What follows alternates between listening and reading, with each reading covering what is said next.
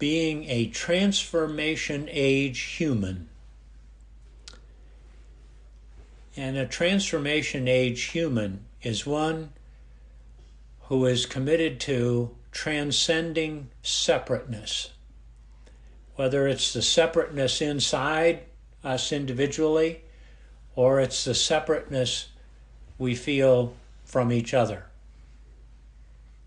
So today I'll make a few comments about that, and then we'll have a practice and a reflection question. We'll do our breakout groups again in threes, and then have some open conversation.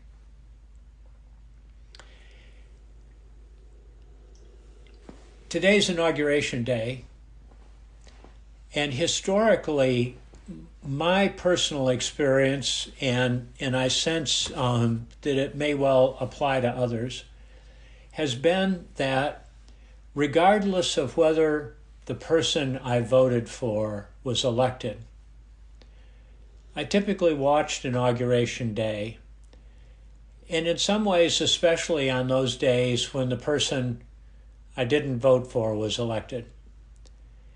And I watched with a sense of curiosity and hope, with the expectation that this new president would say something that I found intriguing and appealing, that gave me a little sense of hope and optimism about the future. And it often happened. It often happened. But I don't think that's likely for very many people today. We have so much separateness and so much divisiveness in the country. The country's going to be divided into those people who are cheering and those people who are pretty upset. And part of this, of course, is because all politicians, not just the ones we're dealing with today, but all politicians at most every level, have come to speak in a way, have come to stake out positions in a way that are at the extreme. And so we either really, really, really agree with them, or we find them unbelievably annoying. And of course, if we don't agree with them and are annoyed by them, it's obviously because they're wrong. But that's separateness. All of that is about the separateness. So as human beings, what might be possible for each of us? And this is where becoming a transformation age human can come into play, can really matter. We can be a transformation age leader, friend, parent, neighbor, family member. And the transformation is about shifting from being so influenced and controlled by the illusion of separateness toward instead the reality of connectedness, of belonging.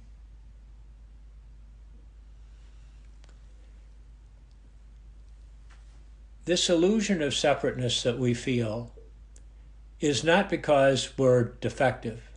It's not because we're bad people. It's not because we've screwed up.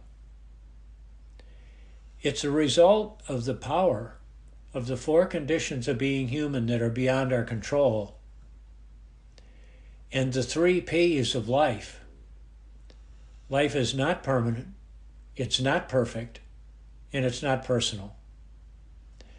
But those 7 ingredients push us again and again and again toward the illusion of separateness.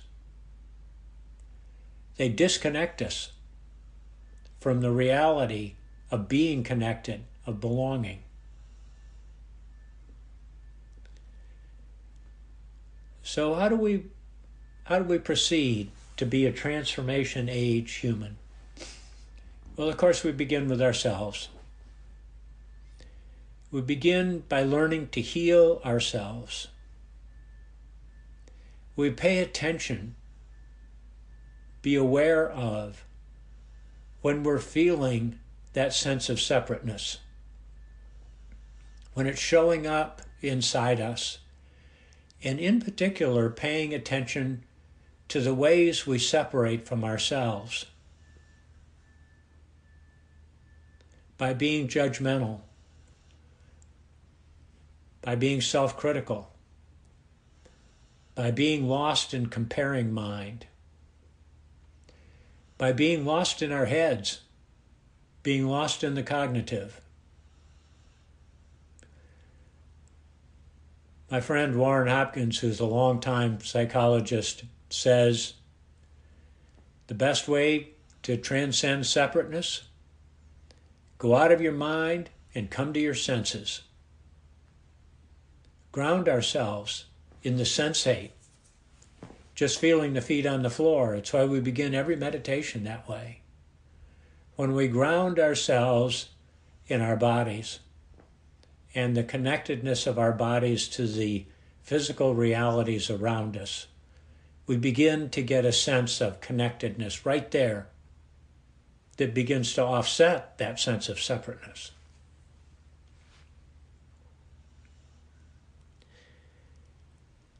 So take a moment and reflect on what's the simplest, most effective way for you to shift away from separateness toward a sense of connecting and belonging. What is it that works for you?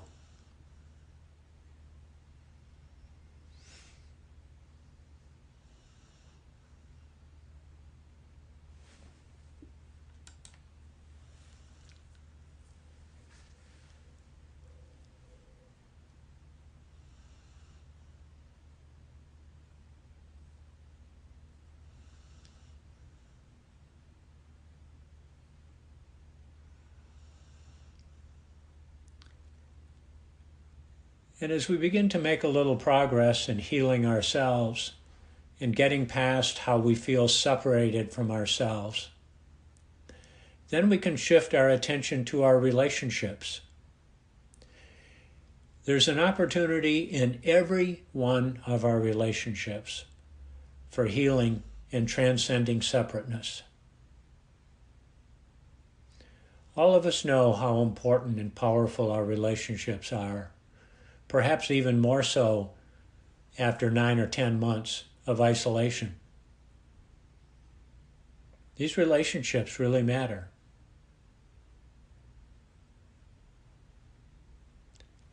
In what ways might you take some specific relationship that's important to you and bring a little more connectedness, a little more kindness and caring to it? A little more understanding. Just an ounce or two. We don't have to fix everything with one movement. Just a little bit.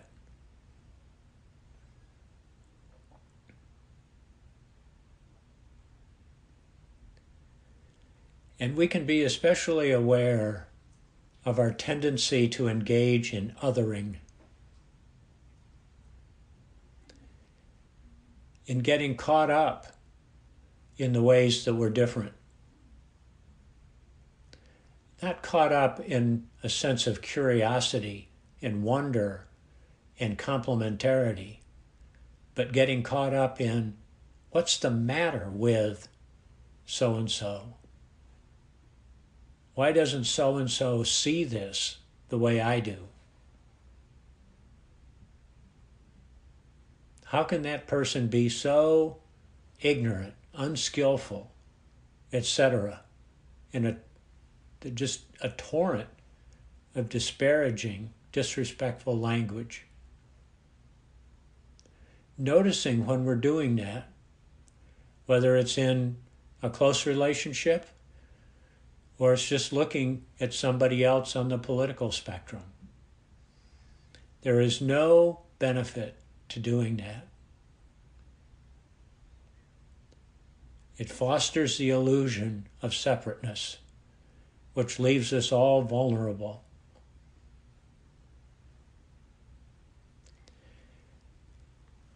You might step out a bit further and hold the intention of creating a safe space for everyone you interact with.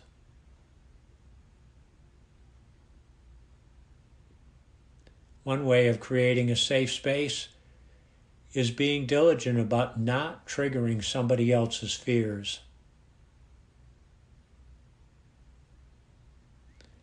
It's possible to have a conversation in which we disagree without its degrading into triggering other people's fears.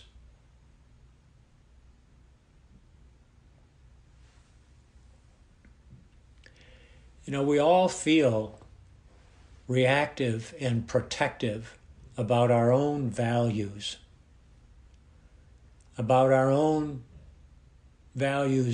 both in a personal sense and in a tribal sense. Purposely using that word for thinking about a small group that is very committed to protecting itself. It's not that our values are necessarily wrong. It's not that others' values are necessarily right or superior to ours.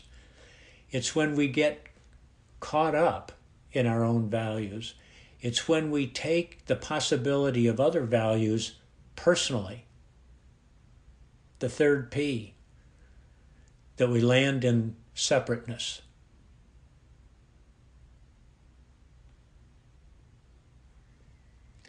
Let's take a few moments and do a practice with all of this.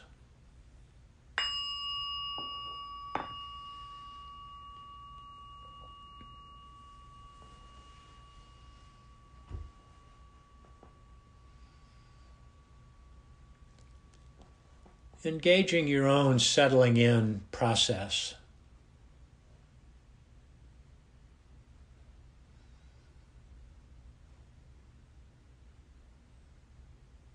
Perhaps deep breaths, feeling your feet on the floor, feeling the support of the chair.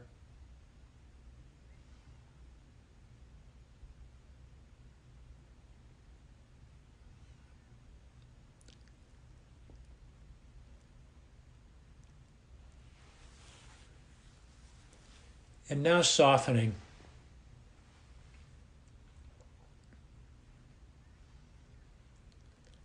Notice any sense of hardness, of edges,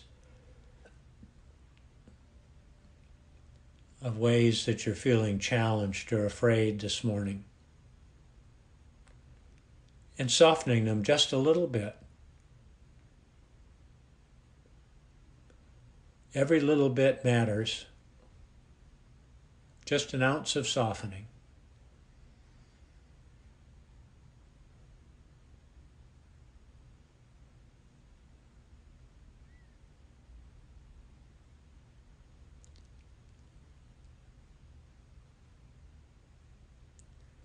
And noticing your breathing. Every time I notice my breathing, I'm always amazed. Wow, my breathing knows what to do. I'm just here noticing. There's just this awareness that's noticing the breathing. Isn't this beautiful?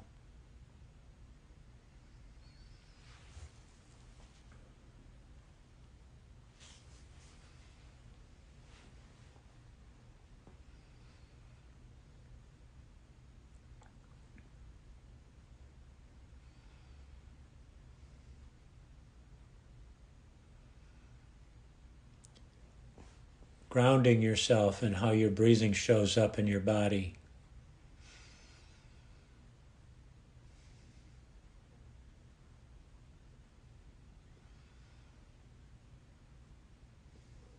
Being aware of the experience of the in-breath and the ever so slight pause between in-breath and out-breath. and then awareness of the out-breath.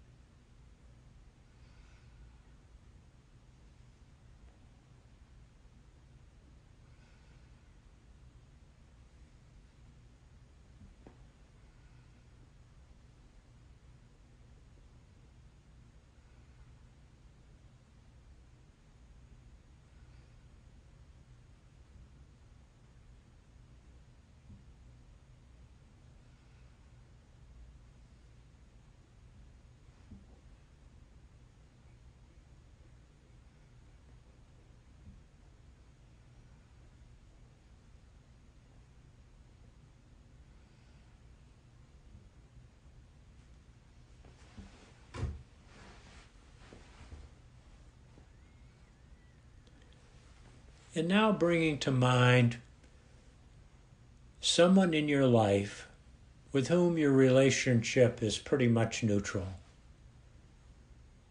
Probably someone you don't know intimately, probably not a family member or even one of your closest friends, but somebody you know more than just casually, but it's a neutral relationship.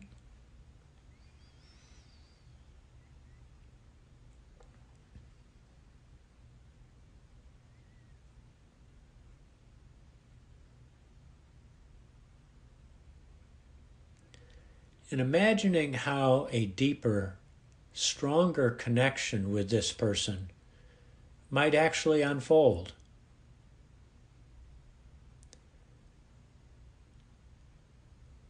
Might allow you to feel this greater sense of connecting and less sense of separateness.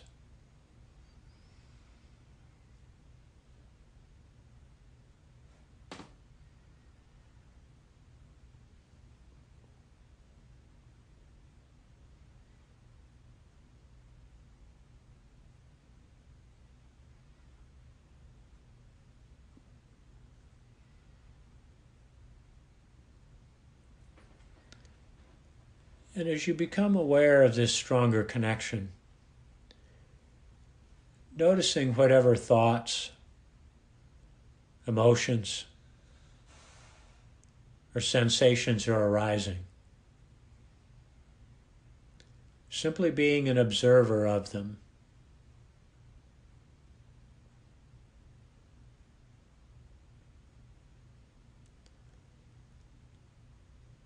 Accepting them as they are and letting them go.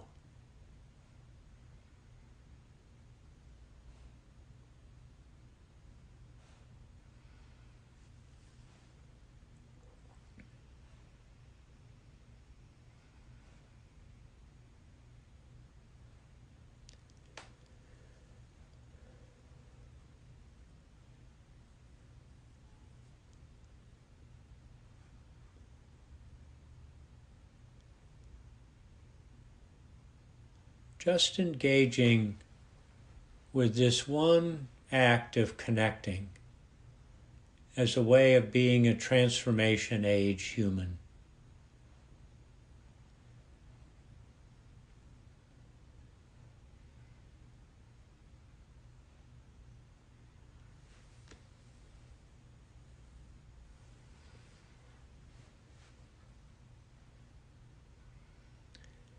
And tuning into your breathing.